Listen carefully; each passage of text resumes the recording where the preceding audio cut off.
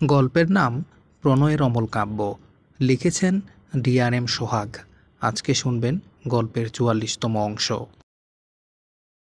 শুদ্ধর দিকে তীক্ষ্ণ চোখে চেয়ে ইরফান গম্ভীর গলায় বলে, সামটাইমস মানি ইজ লাভ।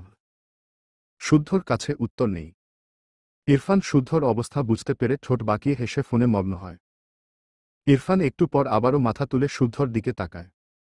কিছু একটা ভেবে বলতে শুরু করে, নো টেনশন, তোর কথাগুলো 100% রাইট।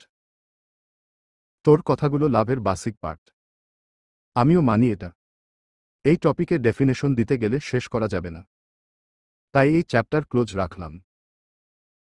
যেহেতু টাকার চ্যাপ্টার নিয়ে আশকো করলি, তাই এটা নিয়েই বললাম। ধরে নিলাম ওয়াইফের কোনো ডিজিজ হয়নি, বাট আমাদের হাতে ওয়ে থাকতে টাকা ইনকাম না করে বসে থাকা উচিত নয়।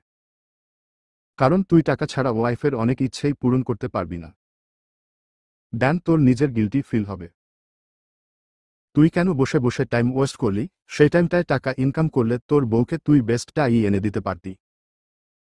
তোর বউ সস্তা জিনিস নিয়েই সুখী হবে। ওকে, মেনে নিলাম। বাট একবার হলেও তার লোভনীয় জিনিসের উপর চোখ পড়বে, ওই জিনিসটা হাতের কাছে পেলে মুখে হাসি ফুটবে। তার মুখে ওই হাসিটুকু ফোটাতে তুই যখন হার্ড ওয়ার্ক করবি, সেটাও লাভের পার্ট। এসব বললাম, যা টাকা ইনকাম করার সোর্স আছে, তার বসে থাকা বেমানান। But you are different, cause am with you. একবার শ্বাস ফেলে ইরফান আবারও বলে, যদি কেউ অনেক ট্রাই করার পরও টাকা ইনকামে ফেল করে, দেন সেই ওয়াইফ মানিয়ে নিবে, it's called love. It's true. Just like that. ঠিক তেমনি হাজব্যান্ড ওয়াইফের সব ইচ্ছে পূরণে তার বেস্টটা দিয়ে টাকা ইনকাম করে বউকে কুইন করে রাখবে, it's also called love. I think every হাজব্যান্ডের ইচ্ছা তার বউকে কুইন বানিয়ে রাখা, সেটা সবকিছু দিয়ে। লাইক হার্ট ফেল্ট ইমোশন, হৃদয়ানুভূতি অ্যান্ড মানি। কথাগুলো বলে ইরফান চেয়ারে হেলান দিয়ে চোখ বুজল। লম্বা শ্বাস টেনে বিড়বিড় করেল, আমি আমার বার্ডফ্লাওয়ারকে টাকা ও হৃদয়ানুভূতির কুইন বানিয়ে রাখতে চাই। একটু পর আবারও সোজা হয়ে বসে ইরফান। এরপর ফোনে কাউকে কল দিয়ে কথা বলতে থাকে। মাইরা ঘরে এসে দেখল ইরফান ঘরের জানালার কাছে দাঁড়িয়ে ফোনে কারো সাথে কথা বলছে। লাবিব বেডের উপর বসে কিছু আঁকছে। মাইরা ইরফানের পিছনে গিয়ে দাঁড়িয়ে রইল, কথা বলা শেষ হওয়ার আশায়। ইরফান কথা বলতে বলতেই উল্টো ঘুরে দাঁড়ালে মাইরাকে দেখে ভ্রু কুঁচকে তাকায়। মাইরার দিকে তাকিয়ে আরও কিছুক্ষণ কথা বলে, কল কেটে বলে, কি বলবে? মাইরা ঢোক গিলে। তাদের বাড়িতে তো এসি নেই, ফ্যানের বাতাসও কম, ছাদ নেই, দেয়াল ইটের, তবে উপরে টিন। ইরফানকে কিভাবে থাকতে বলবে? শুদ্ধদের বাসা গ্রামে হলেও শহুরে বাসার মতো। মাইরাকে চুপ দেখে ইরফান আবারও বলে, হোয়াট হ্যাপেন্ড? মাইরা পিটপিট করে তাকায় ইরফানের দিকে। মৃদুস্বরে বলে, চাই আজ রাত এখানে থাকতে। কথাটা শোনার সাথে সাথে ইরফান বিস্ময় কণ্ঠে বলে, হোয়াট? মাইরা কেঁপে ওঠে। ইরফান ফোঁস করে শ্বাস ফেলল। না চাইতেও গলার আওয়াজ জোরে হয়ে গিয়েছে। তার তো কাজ আছে, এখানে থাকলে কি করে হবে? মাইরা আবারও বলে, আপনি চাইলে চলে যান, আমি কালকে চলে যাব। ইরফান বেডের উপর বসা লাবিবের দিকে তাকাল। লাবিব তাদের দিকেই চেয়ে আছে। ইরফান দৃষ্টি ঘুরিয়ে মাইরার দিকে তাকিয়ে রেগে বলে, আমি চলে গেলে তুমি ফালতু ওয়েতে মিষ্টি খেতে বসে যাবে, রাইট? মাইরা অবাক হয়ে বলে, মানে? ইরফান ফোঁস করে শ্বাস ফেলে বলে, নাথিং। এরপর গম্ভীর গলায় বলে, ওকে থাকছি, বাট নেক্সট ডে অনেক ভোরে রওয়ানা হব, আন্ডারস্ট্যান্ড? মাইরা মাথা নেড়ে সম্মতি দিল। সাথে খুশিও হল বেশ। রাত বাজে প্রায় 2টো। ইরফান বিরক্তি চোখে বেডের দিকে চেয়ে আছে। মাইরা আর লাবিব একে অপরকে জড়িয়ে ঘুমিয়ে আছে। ইরফানের জন্য লাবিবের অপর পাশে জায়গা রেখেছে মাইরা। ইরফান বিরক্ত। এর মধ্যে আবার এখানে এসি নেই, ফ্যানের বাতাস গায়ে লাগছে না, ঘেমে নিয়ে একাকার। তার উপর তার বউকে আরেকজন নিয়ে আরামে ঘুমাচ্ছে। ইরফান বিরক্তি চোখে দুই ভাইবোনের দিকে চেয়ে আছে। বিরক্তির নিঃশ্বাস ফেলে শাওয়ার নেয়ার ডিসিশন নিল। কিন্তু ওয়াশরুম তো খুঁজেই পাচ্ছে না। কোথায় এটা? চরম বিরক্ত ইরফান। আগে জানলে শুদ্ধদের বাড়ির চাবি নিয়ে আসত। শুদ্ধরা না থেকে সে ফেঁসে গিয়েছে। ভাবনা রেখে একটা গামছা দিয়ে শরীর মুছল। এরপর মায়রার পাশে এসে দাঁড়ায়। সামান্য ঝুঁকে মায়রার থেকে লাবিবকে ছাড়িয়ে নেয়, বেশ কসরত করে। লাবিবকে কোনায় রাখে, অপর পাশে একটা বালিশ রাখে যাতে লাবিব পড়ে না যায়। এরপর মায়রাকে মাঝে দিয়ে সে বাম কাত হয়ে মায়রাকে ঘেঁষে শুয়ে পড়ল। ডান হাতে মায়রাকে তার দিকে ঘুরিয়ে নেয়। মায়রাও ঘুমের ঘোরে ইরফানের গলা জড়িয়ে ধরে। ইরফান এবার বোধহয় একটু শান্তি পায়। মায়রার গলায় মুখ গুজে সূক্ষ্ম হাসে। একটু পর বাচ্চা কণ্ঠে ইরফান চোখ তুলে তাকায়। এই ঘরের জিরো লাইটের পাওয়ারটা একটু বেশি। ইরফান সামান্য মাথা উঁচু করে দেখল লাবিব ঘুম ঘুম চোখে বসে তার দিকে চেয়ে আছে। এগিয়ে এসে বলে, তুমি আপুইকে দূরছ কেন? ইরফান চোখ ছোট ছোট করে চেয়ে বলে, এটা আমার বউ, তাই আমি ধরেছি। তুমি ঘুমাও। লাবিব হাত বাড়িয়ে বলে, এটা আমার আপুই, আমি দুর্ব, তুমি ছাড়ো। ইরফান মায়রাকে শক্ত করে ধরে বলে, নো, এটা আমার বউ, আমি ধরব। তুমি তোমার বউকে ধরে ঘুমাবে। লাবিব অবুঝ গলায় বলে, আমার বউ কোথায়? ইরফান ঠোঁট বাঁকিয়ে বলে, তুমি বড় হলে তোমাকে বউ এনে দিব, এখন আমাকে ডিস্টার্ব করো না। লাবিব মানল না। এগিয়ে এসে মায়রার কাঁধে হাত রেখে ডাকে, আপুই, আব। ইরফান লাবিবের মুখ চেপে ধরে বলে, তুমি দেখছো না আমার বউ ঘুমাচ্ছে, ওকে ডিস্টার্ব করছো কেন? লাবিব ইরফানের হাত সরিয়ে বলে, আমি আপুইকে দরে ঘুমাব, তুমি আপুইকে ছাড়ো। ইরফান মায়রার গালের সাথে গাল লাগিয়ে বলে, নো। লাবিব আরেকটু এগিয়ে এসে ইরফানের চুল টেনে ধরে দুহাতে। ইরফান বিস্ময় দৃষ্টিতে তাকায় লাবিবের দিকে। ডান হাতে তার চুল থেকে লাবিবের হাত ছাড়িয়ে রেগে বলে, স্টুপিড বয়, কি করছো? লাবিবও রাগী রাগী ভাব নিয়ে বলে, তুমি টুপির বয়। ইরফান চোখ ছোট ছোট করে তাকাল। কি সাংঘাতিক ছেলে। ইরফান কিছু না বলে মায়রাকে আরেকটু টেনে মায়রার গলায় মুখ গুজে রইল। লাবিবের এসব পছন্দ হল না। তার আপুইকে তার থেকে কত দূরে সরিয়ে নিয়ে গেল। লাবিব আরেকটু এগিয়ে এসে মায়রার বাহুতে হাত দিয়ে ঝাঁকায় আর ডাকে, আপুই, আপুই। ইরফান মায়রার গালের সাথে তার গাল ঠেকিয়ে লাবিবের দিকে তাকাল। এরপর লাবিবের হাত ধরে বলে, তোমাকে চকলেট দিব, বুঝেছ? এখন ঘুমাও। লাবিব কাদো কাদো মুখ করে বলে, আমি চকলেট খাবো না, আমি আপুই সাথে ঘুমাবো। ইরফান বুঝল, এটা সাংঘাতিক বোন ভক্ত ছেলে, একে বোনের বদলে অন্য কিছু দিয়ে ভোলানো যাবে না। অতপর ডান হাতে মায়রার গা ঘেঁষে লাবিবকে শুইয়ে দিয়ে লাবিবের হাত মায়রার হাতের উপর ঠেকিয়ে রেখে বলে, এখন ঘুমাও। লাবিব পিটপিট করে বলে, আপুইকে দেখতে পাই না, আপুইকে এদিকে করে দাও। ইরফান এবার রেগে গেল। এই বাচ্চার চাওয়ার শেষ নেই। বিরক্তি কণ্ঠে বলে, নো, ও এদিক ফিরেই থাকবে। লাবিব এবার কেঁদে দেয় শব্দ করে। ইরফান থতমত খেয়ে তাকায়। লাবিবের কান্নায় মায়রা জেগে যায়। শক্ত বাঁধন থেকে নড়াচড়া করতে চাইলে পারল না। ইরফান বা হাতে মায়রাকে চেপে ধরে ডান হাতে লাবিবকে চুপ করতে বলছে। লাবিব থামছে না। মায়রা পিটপিট করে চোখ মেলে দুহাতে ইরফানকে ঠেলে। ইরফান মায়রার দিকে তাকিয়ে বলে, হোয়াট হ্যাপেন্ড? মায়রা ঘুম জড়ানো কণ্ঠে রেগে বলে, ছাড়ুন আমায়। দেখছেন না আমার ভাই কাঁদছে?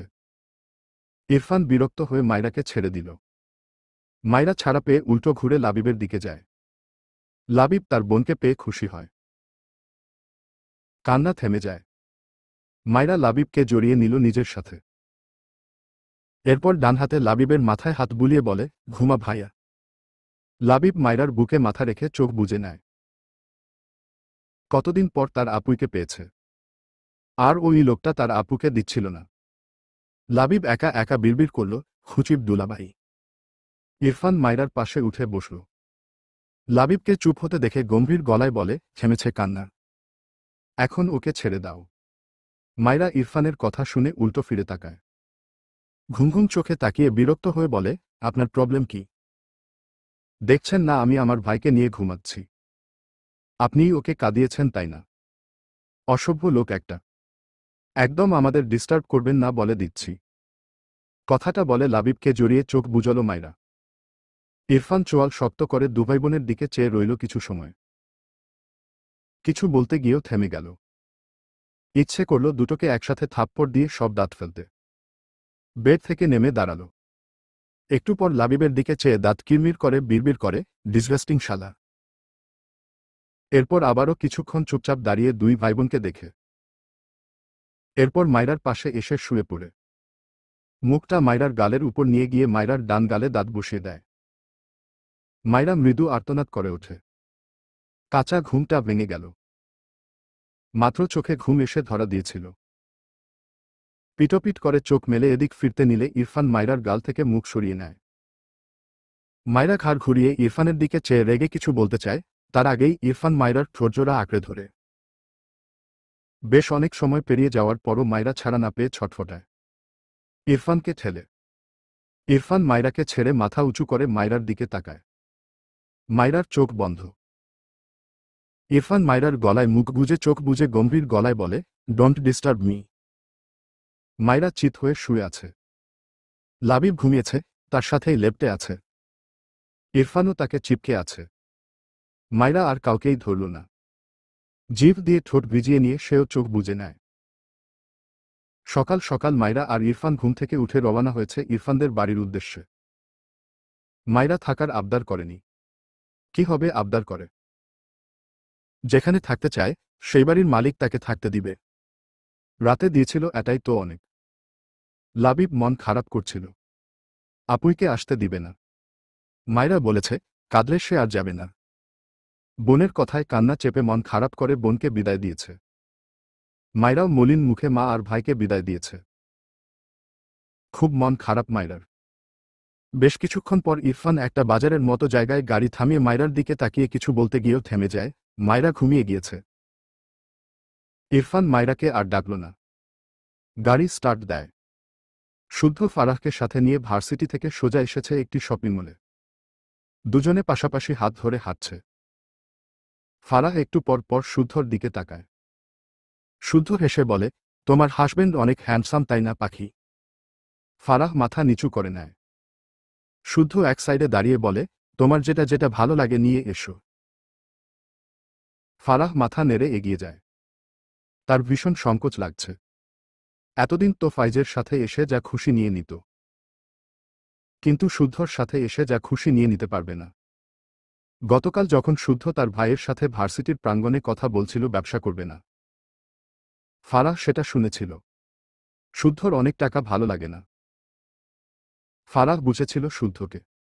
আগে ভাইয়ের সাথে এসে যেভাবে পটাপট যা খুশি নিয়ে নিত, এটা তো শুদ্ধর সাথে পারবে না। ফারাহ তবুও বেশ কয়েকটা জামা দেখে অনেকগুলোর মাঝে এই জামাইটাই বেশ ভালো লাগল। বেশ কয়েকবার নেড়েচেড়ে দেখল। হঠাৎ মনে পড়ল রেঞ্জের কথা। চেক করলে দেখল রেঞ্জ 25,000 টাকা। ফারাহ কারেন্ট শক খাওয়ার মতো হাত সরিয়ে নেয়। তার ভাই অথবা বাবা থাকলে এটা নর্মাল ছিল, বাট এখন তো শুদ্ধ। ফারাহ শপিং মলটা ভালোভাবে দেখল। শুদ্ধ ইচ্ছে করেই এত বড় শপিং মলে এনেছে। কিন্তু কেন? এখানে কম দামের জিনিস পাওয়াই যায় না। ফারাহ আগেও এসেছিল এখানে। ফারাহ ঘুরে এসে দাঁড়ায় শুদ্ধর সামনে। মিনমিন করে বলে, এখানে কিছু ভালো না, আরেকদিন কিনব। শুদ্ধ চোখ ছোট ছোট করে বলে, তুমি এসব জায়গা থেকেই কিনতে। এখন ভালো না বলছো কেন ফারাহ? আমার কাছে কিন্তু সব খবর আছে। ফারাহ কি বলবে বুঝতে পারে না। কথা ঘুরিয়ে বলে, আমি ফুসকা খেতে চাই। শুদ্ধ কিছু বলল না। যেই জামাটা ফারাহ হাতে নিয়েছিল সেটা প্যাক করে দিতে বলে। এরপর জামাটি নিয়ে ফারার হাত ধরে শপিং মল থেকে বেরিয়ে যায়। ফারাহ মনে মনে অনুতপ্ত হল। তার এই জামাটায় এতবার হাত দেয়া উচিত হয়নি। শুদ্ধ ফারার জন্য ফুসকা প্যাকেট করে নিয়েছে। এরপর ফারাহকে নিয়ে ফারার বাড়ির সামনে এসে গাড়ি দাঁড় করায়। সন্ধ্যা নেমেছে ধরণীতে। আবছা দিনের আলোয় চারপাশটা ঝাপসা দেখা যায়। শুদ্ধ ফারার দিকে নীরব চোখে তাকিয়ে আছে। ফারাহ জিভ দিয়ে ঠোঁট ভিজিয়ে শুদ্ধর উদ্দেশ্যে বলে, বাড়িতে আসো। শুদ্ধ গাড়ির ভেতরের লাইট অফ করে দিল। এরপর ফারার দিকে এগিয়ে গিয়ে দুহাতে ফারার মুখটা আগলে নেয়। মৃদুস্বরে বলে, তুমি এত ভালো কেন ফারাহ পাখি? এত ভালো হতে হবে না। বউয়ের শখ পূরণ করতে এই শুদ্ধ ইয়াসার খুব ভালোই পারে। বুঝলে পাখি? ফারাহ কি বলবে বুঝল না। তবুও জিভ দিয়ে ঠোঁট ভিজিয়ে কিছু বলতে চায়, তার আগেই শুদ্ধ ফারার ঠোঁটজোড়া আঁকড়ে ধরে। ফারাহ স্তব্ধ হয়। সে বুঝতেই পারেনি প্রথমবারের মতো ভালোবাসার মানুষের থেকে এমন স্পর্শ পেয়ে মেয়েটা কেমন নেতিয়ে যায়। বেশ কিছুক্ষণ পর শুদ্ধ ফারাহকে ছেড়ে আদুরে সুরে বলে, তুমি অনেক টেস্টি তো ফারাহ পাখি। ফারাহ লজ্জায় চোখমুখ খিচিয়ে রাখে। শুদ্ধ তার সিটে বসে শার্টের 3টে বোতাম খুলে ফেলে। ব্যস্ত স্বরে বলে, তুমি এক্ষুনি যাও ফারাহ পাখি, নয়তো সর্বনাশ হবে তোমার। ইয়া আল্লাহ, শ্বশুর বাড়ির আশেপাশে বাসর সারলে আমার প্রেস্টিজ পাঞ্চার হয়ে যাবে। ফারাহ শুদ্ধর দিকে তাকাল না। দ্রুত গাড়ি থেকে বেরিয়ে এক প্রকার দৌড় দেয় বাসার দিকে। শুদ্ধ ফারার অবস্থা দেখে ঠোঁট কামড়ে হাসল। শুদ্ধ ফারাহকে রেখে ইরফানদের বাড়ি এসেছে। এখানে তার মা আছে, সাথে গ্রান্ডমা। নিজের বাড়ি গিয়ে কি করবে? কিন্তু ব্যাপারটা হলো এ বাড়ি এসে সে ইরফানের ঘরের সোফায় গা এলিয়ে বসে আছে। ডান পা মেলে পা নাড়ায়, সাথে ফোনে মগ্ন। একটু পর পর ইরফানের দিকে তাকায়, যে রকিং চেয়ারে বসে ল্যাপটপে কিছু করছে। ইরফান মূলত তাকে ডেকেছে শুদ্ধকে। ডেকেছে কেন এটা বলতে 3 ঘন্টা লাগাচ্ছে। শুদ্ধ বিরক্তি কণ্ঠে বলে, তুই বলবি নাকি আমি যাব? ইরফান বিরক্তি ভরা চোখে তাকায় শুদ্ধর দিকে। শুদ্ধ ভ্রু কুঁচকে বলে, কি মহান কাজ করতে হবে রে? গার্লফ্রেন্ডের মতো তোর সামনে বসিয়ে রেখে ল্যাপটপে ডুবে আছিস। কথাটা বলে শুদ্ধ একটু থামে, এরপর গাল চুলকে ভাবুক ভঙ্গিতে বলে, এই 1 মিনিট, তুই কি কোনোভাবে মায়রাকে আমার সাথে গুলিয়ে ফেলেছিস? বিশ্বাস কর সোনা, আমি তোর ভাই নট বউ। ইরফানকে এখনও তার দিকে চরম বিরক্তিভরা চাহনিতে তাকিয়ে থাকতে দেখে মিছেমিছি অসহায় মুখ বানিয়ে উঠে দাঁড়ায় শুদ্ধ। এরপর ইরফানের সামনে দাঁড়িয়ে নিজের শার্ট প্যান্ট দেখিয়ে দেখিয়ে বলে, এই দেখ আমি শার্ট পরেছি, প্যান্ট পরেছি। চুপচাপ দাড়িতে হাত বুলিয়ে বলে, এই তো দাড়িও আছে। এবার চিনেছিস তো? ইরফান রেগে বলে, থাপ্পড় খেতে না চাইলে চুপচাপ বস বেয়াদব। শুদ্ধ মিটিমিটি হেসে বলে, তুই আমাকে এখনো বউ ভাবছিস? তাহলে একটা চুমু খাসো না? এভাবে দূরে দূরে রাখছিস কেন? বলছি, কোথায় বসব? ইরফান দাঁতে দাঁত চেপে বলে, আমার মাথার উপর। শুদ্ধ একটু উকি দিয়ে ইরফানের মাথা দেখার চেষ্টা করে। তারপর ইরফানের দিকে চেয়ে ইনোসেন্ট ফেস বানিয়ে বলে, সোনা, বলছিলাম যে তোর মাথা খুব ছোট বুঝলি। আমার পাছা ধরবে না তোর মাথার উপর। তাহলে কিভাবে তোর মাথার উপর বসব? হাউ।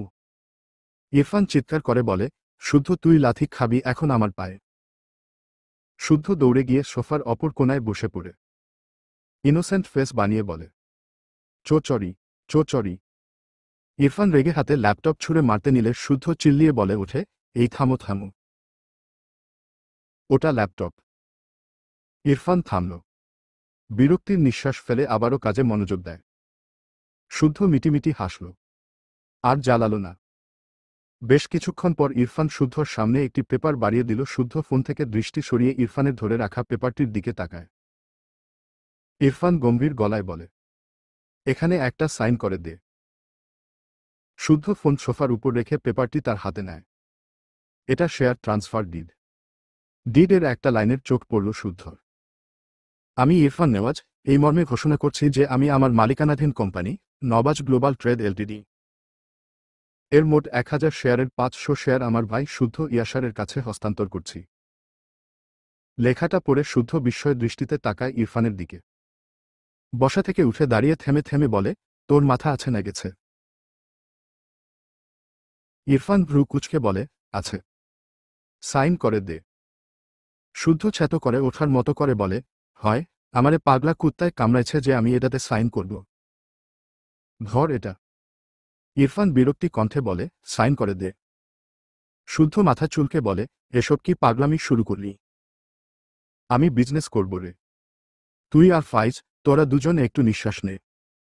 ইরফান গম্ভীর গলায় বলে, ইউর উইশ, বাট এখন এটাতে সাইন করে দে। শুদ্ধ সাথে সাথে বলে ওঠে, অসম্ভব। ইরফান রেগে বলে, চুপচাপ সাইন করে দে, নয়তো থাপ্পড় খাবি। শুদ্ধ কিছু বলতে গিয়েও থেমে যায়। মাইরা হাতে একটা ট্রে নিয়ে দাঁড়িয়ে আছে। শুদ্ধ মায়রার দিকে তাকিয়ে হেসে বলে, মায়রা, তোমার বর আমায় বড়লোক বানাতে চায়। আমি এত টাকা কি করব বলো তো? তাই ভাবছি, চলো আমি আর তুমি ডেটে গিয়ে টাকাগুলো উড়াধুরা খরচ করে আসি। কথাটা বলার সাথে সাথেই ইরফান শুদ্ধর হাত থেকে পেপারটি কেড়ে নেয়।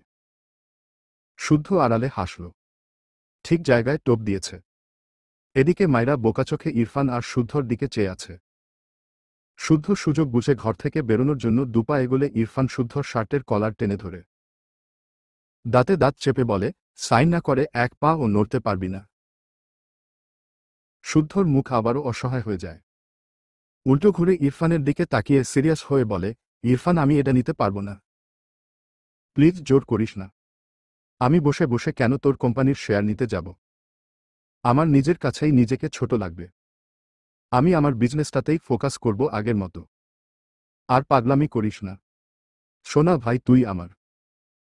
ইরফান গম্ভীর গলায় বলে, গিফট করছি। গিফট অ্যাকসেপ্ট করতে হয়, রিজেক্ট নয়। শুদ্ধ কেমন অদ্ভুতভাবে তাকালো ইরফানের দিকে। ইরফান চোখের ইশারায় সাইন করতে বলল।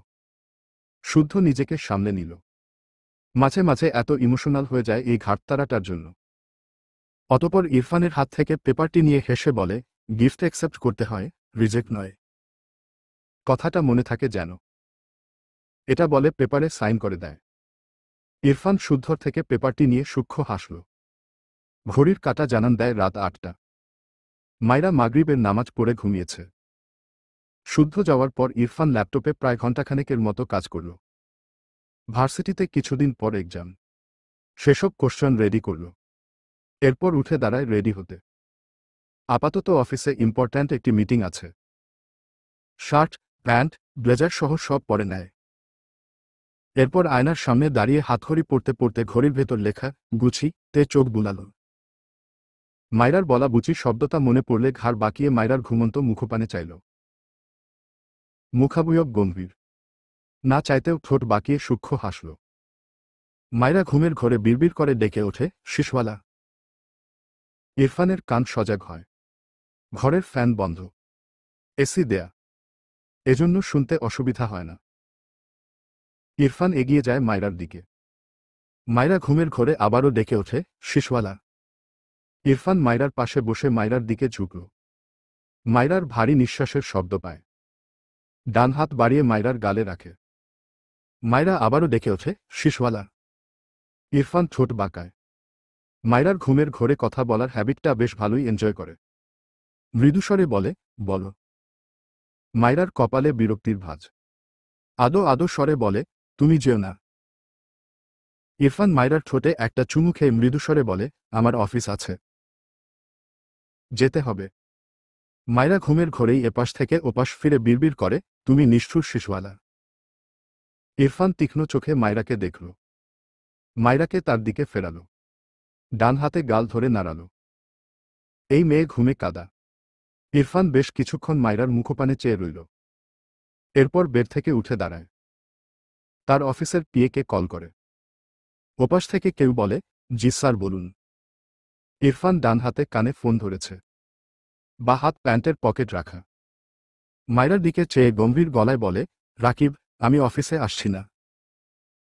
রাকিব অসহায় কণ্ঠে বলে, স্যার, মিটিংয়ের কি হবে তাহলে? বড় স্যার রেগে যাবে। আমায় বস্তা বস্তা কথা শোনাবে। আপনি মিটিং ক্যান্সেল করবেন না প্লিজ স্যার। স্যার। ইরফান ধমকে ওঠে, শাট আপ। রাকিব ঝাঁকি দিয়ে ওঠে। টি শার্ট টেনে বুকে থুতু দেয় দুবার। সে বারবার এক ভুল করে কেন? এক জমের থেকে বাঁচতে আরেক জমের কাছে রিকোয়েস্ট করে। ইরফান বিরক্তি কণ্ঠে বলে, অ্যাট ফার্স্ট আমার কথা মনোযোগ দিয়ে শোনো। জি স্যার। আমি ভিডিও কনফারেন্সের মাধ্যমে মিটিংয়ে জয়েন হব। নেক্সট 15 মিনিটসের মাঝে ম্যানেজ কর। জি স্যার। ইরফান কল কেটে দেয়। রুমের এক কোনায় রকিং চেয়ারে সোজা হয়ে বসেছে ইরফান মায়রার দিক করে। প্রায় 1.5 ঘন্টা টানা কথা বলে মিটিং শেষ করে। মায়রার থেকে অনেকটা দূরত্বে বসায় মায়রার ঘুম ভাঙেনি। ইরফান মায়রার দিকে তাকাল। সে একটু পর পর মায়রার দিকে তাকিয়েছিল। মায়রার আপাতত পুরো বেড একবার রাউন্ড দেয়া শেষ। এখন আপাতত বালিশের উপর পা আর মাথা উল্টো দিকে। ইরফান অবাক হল না। তীক্ষ্ণ চোখে মায়রার দিকে তাকিয়ে রইল। মাইরা গড়াতে গড়াতে বেডের কোনায় চলে এসেছে। কয়েক সেকেন্ডের মাঝেই মাইরা পড়বে ভাবনা শেষ হওয়ার আগেই মাইরা বেডের উপর থেকে পড়তে নেয়। ইরফান কোলের উপর থেকে ল্যাপটপ ছুঁড়ে এক প্রকার দৌড়ে মেঝেতে হাঁটু মুড়ে বসে মাইরাকে ধরে ফেলে। মাইরাকে মেঝেতে পড়ে যাওয়া থেকে বাঁচাতে পেরে ইরফান স্বস্তির নিঃশ্বাস ফেলল। আর এক সেকেন্ড লেট হলে এর ঘাড় ভাঙত আজ নিশ্চিত। ইরফান চোয়াল শক্ত করে তাকায় মাইরার দিকে। ইচ্ছে করল দুগালে দুটো থাপ্পড় দিয়ে একে ঘুমানোর স্টাইল শেখাতে। ঘুমন্ত মাইরার মুখপানে চেয়েই দাঁতে দাঁতে চেপে বলে, স্টুপিড গার্ল, বড় হবি না তুই। মাইরা একটু নড়েচড়ে ইরফানের দুহাতের উপর আরামে ঘুমায়। ইরফান ফোঁস করে শ্বাস ফেলে। মাইরা জিভ দিয়ে ঠোঁট ভেজায়। বাম দিকে হেলে ইরফানের দিকে সেটে যায়। ইরফান শীতল দৃষ্টিতে তাকায় মাইরার দিকে। মুখ নামিয়ে মাইরার গালে একটা চুমু খায়। এরপর মেঝে থেকে মাইরাকে নিয়ে উঠে দাঁড়ায়। মাইরাকে বেডে শুইয়ে দেয়। তারপর উল্টো ঘুরে তাকায়। মেঝেতে চোখ পড়লে দৃষ্টিতে বিস্ময় ভর করে। ল্যাপটপ দুভাগ হয়ে পড়ে আছে। এগিয়ে গিয়ে খণ্ড দুটো তুলে অসহায় দৃষ্টিতে তাকায়। এটা কখন ছুড়ল? এখানে অফিসের কত ইম্পর্ট্যান্ট ডকুমেন্টস আছে। ঘাড় বাঁকিয়ে একবার মাইরার দিকে তাকাল। হতাশার শ্বাস ফেলল সমানে। এমন বউ থাকলে এসব বোধহয় নরমাল। দরজায় কেউ নক করলে ইরফান দরজা খুলে তার বাবাকে দেখল। তারেক নেওয়াজ গম্ভীর স্বরে বলে, তুমি কি নতুন বউ হয়েছ? অফিসে যাওনি কেন? ইরফান বিরক্তি কণ্ঠে বলে, মাই উইশ বাবা। তোমার কি প্রবলেম? আমি সব ম্যানেজ করে নিয়েছি। তারেক নেওয়াজ রেগে বলে, আমার কি প্রবলেম মানে? ছোটবেলায় স্কুলে যাওয়ার মতো তোমাকে ঠেলতে হবে আমার? ঘরে শুয়ে মিটিং করলে তারা তোমার সাথে ডিল করবে? ইরফান সাথে সাথে দৃঢ় কণ্ঠে বলে ওঠে, অফকোর্স। তারেক নেওয়াজ কথা খুঁজে পেলেন না। ইরফান ঠিকই বলেছে করবে। কিন্তু সে কথা দিয়েছিল তার ছেলে সশরীরে সেখানে উপস্থিত থাকবে, কিন্তু তার ছেলে তো একখান তেয়ারা। কার কথা শুনবে? তারেক নেওয়াজ কিছুটা গলা উঁচু করে বলে, তুমি আমার কথাটা রাখবে না? আমি? ইরফান মাঝখান থেকে বলে ওঠে, বাবা তুমি যাও। কোথায় যাব? তোমার বউয়ের কাছে। তারেক নেওয়াজ বিস্ময় দৃষ্টিতে তাকায় ইরফানের দিকে। কোনো রকমে বলে, মানে? ইরফান ভ্রু কুঁচকে বলে, আমার বউ ঘুমাচ্ছে। তুমি তোমার বউকে গিয়ে ডিস্টার্ব কর, প্লিজ। তারেক নেওয়াজ বাখারা হয়ে চেয়ে রইল ইরফানের দিকে। তার বাড়িতে একটা বোমা বিস্ফোরণ হলেও সে বিশ্বাস করে নিত তার শত্রু মঙ্গলগ্রহ থেকে সৃষ্টি হয়ে তাদের উপর হামলা চালিয়েছে। কিন্তু এটা তার ছেলে, সেটা কি করে বিশ্বাস করবে? ভোরের মাঝেই তারেক নেওয়াজ তার ঘরের দিকে এগিয়ে গেল। ইরফান দরজা আটকে ড্রেস চেঞ্জ করে একটা প্যান্ট আর পাতলা টি শার্ট পরে নেয়। এরপর মাইরার পাশে শুয়ে মাইরাকে জড়িয়ে নেয় নিজের সাথে। মাইরার ঘুমন্ত মুখপানে চেয়ে থাকে বেশ কিছুক্ষণ। এরপর হঠাৎ সুরেলা কণ্ঠে গেয়ে ওঠে, এই তো কদিন আগেও ছিলে। তুমি অচেনা। আজকে চোখের আড়াল হলেও ভালো লাগে না। ও, আজ আমার চোখে একই নেশা লাগে। আজ আমার চোখে একই নেশা লাগে। করলে আমায় তুমি। কত না রঙিন। বসে বসে ভাবি আমি সারাদিন। কি করে মেটাবো? তোমার এই ঋণ। এদিকে 3টি ক্লাস শেষে মাইরা একটি গল্পের বই হাতে করে মিলার হাত ধরে ক্লাসরুম থেকে বাইরে বেরিয়ে আসে। আবার 30 মিনিট পর ক্লাস আছে। মাইরা রুম থেকে বেরিয়ে মিলার হাত ধরে দৌড় দেয়। মিলা মাইরাকে টেনে বলে, আরে আস্তে আস্তে মাইরা, পড়ে যাব। মাইরা হেসে বলে, তাহলে পড়ে যা। তোর জামাই পক্ষীরাজ হয়ে এসে তোকে পড়ে যাওয়া থেকে বাঁচাবে। মিলা মুখ বাঁকিয়ে বলে, আমার পক্ষীরাজ আছে নাকি? তোর পক্ষীরাজ আছে। মাইরা আর মিলা কলেজ মাঠের একটা ফাঁকা জায়গায় দাঁড়িয়ে হাঁপায়। জোরে জোরে শ্বাস ফেলে দুই বান্ধবী। মাইরা একটু পর ভ্রু কুঁচকে বলে ওঠে, কে আমার পক্ষীরাজ? মিলা দুহাত কোমরে রেখে বলে, তোমার শিশওয়ালা কে গোমানা? ওটা গরু নাকি ছাগল? মাইরা মিলার মাথায় একটা চাটি মেরে বলে, তুই উনাকে গরু ছাগল বলছিস কেন? থাপ্পড় দিয়ে সব দাঁত। এই থুকু, সেটা আমার ডায়লগ নয়। মিলা হাসতে হাসতে মাইরার গায়ের উপর ঢলে পড়ে কোনো রকমে বলে, তোর তো ছোঁয়াচে রোগ হয়ে গেল রে মাইরা। তোর বরের থেকে ছোঁয়াচে রোগটা এসেছে তাই না রে? মাইরা ইনোসেন্ট ফেস বানিয়ে তাকিয়ে থাকে। ইস, সারাদিন কানের কাছে এটা শুনলে মুখ দিয়ে তো অটোমেটিক বেরোবেই। তার কি দোষ? মিলা মায়রার হাত ধরে মাঠের একদম ফাঁকা জায়গায় গিয়ে ঘাসের উপর বসল। মায়রাও ঘাসের মাঝে লেপ্টে বসল। পায়ের কেটস খুলে রাখল দুই বান্ধবী। এরপর মায়রা গল্পের বইটি মেলে তাতে মনোযোগ দেয়। মিলি মায়রার দুহাত ধরে বলে, মায়রা, একটা কথা বলবো। মায়রা বই থেকে দৃষ্টি উঠিয়ে মিলার দিকে তাকিয়ে চোখ ছোট ছোট করে বলে, অনুমতি নিচ্ছিস কেন? বলে ফেল। মিলা কৌতূহলী চোখে চেয়ে বলে, তোর বর আর তোর সম্পর্ক কেমন যেন আমার কাছে অস্বাভাবিক লাগে। আমি ফ্রেন্ড হিসেবেই বলছি, কিছু মনে করিস না।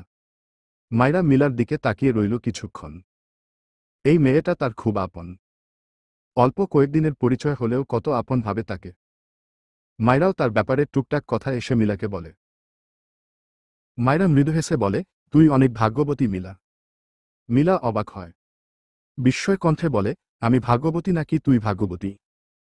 মায়রা মিলার গালে ডান হাত দিয়ে বলে, তোকে যে ভালোবাসবে সে সত্যিকার ভালোবাসবে। আর ভালোবেসে কি নাম দিবে জানিস? শ্যামাবতী, শ্যামাঙ্গিনী, শ্যামাপরী। এইসব নামে অনেক ভালোবাসা মিশে থাকে। মিলা অবাক হয়ে বলে, তোর বরের মতো বর পাওয়া ভাগ্যের ব্যাপার। কোনো কিছু একটা চাইলে 10টা এনে দেয়। তাছাড়া তোর যত্নও তো করে। তুই তো এসব গল্প করিস বসে বসে। তোর বর তোকে অনেক ভালোবাসে জানিস না তুই? মায়রা মিলার কথা উড়িয়ে দিয়ে বলে, সেটা আবার কি? খায় না মাথায় দেয়। মিলা বিরক্ত হল মায়রার হেয়ালিপনায়। বিরক্তি ভরা কণ্ঠে বলে, তুই এমন অবুঝ সেজে থাকিস কেন? ক্লাস 7 থেকে গল্পের বই পড়ে পড়ে তো প্রেমের উপর পিএইচডি করেছিস। আর জামাইয়ের ভালোবাসা বুঝিস না? আমি তো তোর মুখে গল্প শুনেই বুঝলাম তোর জামাই তোরে সেই ভালোবাসে। মায়রা পাত্তা দিল না। হাতে থাকা বইয়ের পাতায় দৃষ্টি দিল। মিলা মায়রাকে ঝাঁকিয়ে বলে, তোর কি প্রবলেম বলছিস না কেন? মায়রা মাথা নিচু করেই বিরক্তি কণ্ঠে বলে, চুপ থাক তো, জ্বালাস না। মিলা অবাক কণ্ঠে বলে, তোর শিশওয়ালাকে ভালোবাসিস না মায়রা? মায়রা জবাব দেয় না। চুপচাপ বইয়ের মাঝে ডুবে থাকে। মিলা বিরক্ত হয়ে মায়রাকে আবারও ধাক্কা দেয়। মায়রা বিরক্ত হয়, তবে কিছু বলে না। মিলা মায়রাকে জ্বালাতেই থাকে, ধাক্কাতেই থাকে। অতপর বলে, তোরা তো দুজনেই দুজনকে ভালোবাসিস তাই না? তাইলে তোদের মাঝে এমন দূরত্ব কেন রে? এই মায়রা, মায়রা। মায়রা হঠাৎ রেগে চিল্লিয়ে বলে, হ্যাঁ হ্যাঁ, শিশওয়ালাকে ভালোবাসি আমি। আমি তাকে না দেখেই ভালোবাসি। সে খোড়া হলেও তাকে ভালোবাসি, কানা হলেও তাকেই ভালোবাসি। কিন্তু সে আমাকে ভালোবাসে না মিলা। সে আমাকে বিয়ের পরে মানতে চায়নি। থাপ্পড় মারত নিয়ম করে। সহ্য করতে পারত না আমায়। একটু থেমে আবারও ভেজা গলায় বলে, আর এখন কেন এত দরদ কেন দেখায়? দুদিনে এত দরদ আসে কোথা থেকে জানিস? কথাটা বলে মায়রা দুহাতের বোরখার হাত কনুই পর্যন্ত গুটিয়ে দুহাত দেখিয়ে দেখিয়ে বলতে লাগল, এই যে এই সাদা চামড়ার জন্য। এই সাদা চামড়া পুড়ে গেলে এসব দরদ থাকবে না। টাকা আছে তাই উড়ায়। এসবকে ভালোবাসা বলে মিলা। যদি এসব ভালোবাসা হয় তবে দুদিনের মোহ কোনোটা বলবি? কথাগুলো বলতে বলতে মায়রার চোখ থেকে দুফোঁটা অশ্রু গড়িয়ে পড়ে। মিলা বিস্ময় চোখে বাক্যহারা হয়ে মায়রার দিকে তাকিয়ে রইল। চলবে ইনশাআল্লাহ।